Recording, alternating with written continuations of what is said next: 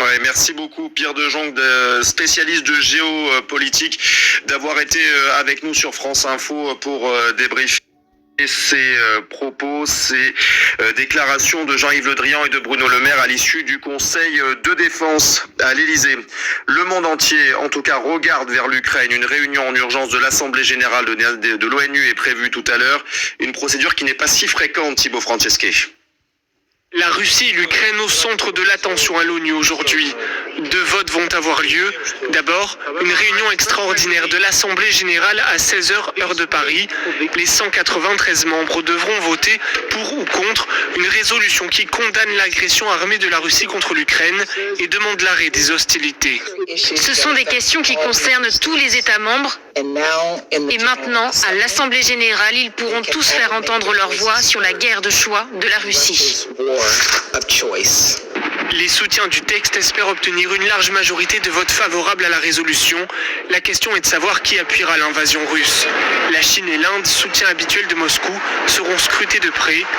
Un texte similaire avait été présenté au Conseil de sécurité, mais sans surprise, la Russie, en tant que membre permanent, avait utilisé son droit de veto. La Chine s'était abstenue. Un conseil de sécurité dont la France a obtenu une nouvelle réunion ce soir pour demander une protection des civils avec une possibilité d'aide humanitaire à l'Ukraine sans entrave. Paradoxalement, la Russie préside ce conseil. Reste à savoir si elle opposera à nouveau son veto. L'Ukraine, de son côté, demande la saisie de la Cour internationale de justice pour condamner l'action russe. Autre sanction, de multiples pays et l'Union européenne ont fermé leur espace aérien à la Russie. Et bien les conséquences, regardez-les sur ces images de l'aéroport de Moscou où des centaines de vols sont annulés.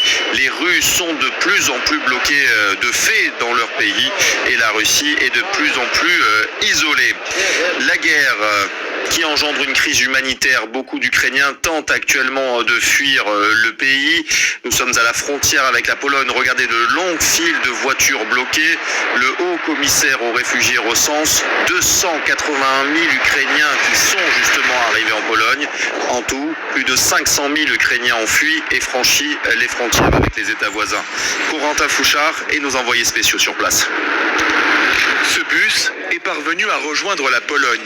Des dizaines de réfugiés en descendent, visages fatigués. L'émotion et le soulagement d'être désormais en sécurité. Je suis tellement heureuse d'être ici. Je veux vraiment remercier tous ces gens qui sont là pour nous aider. Ici, un grand élan de solidarité s'est organisé. Certains, pancartes à la main, proposent de poursuivre le voyage en Pologne ou ailleurs, gratuitement. Je suis là pour aider. Avec ma voiture, je vais en conduire dans la ville de Gdansk.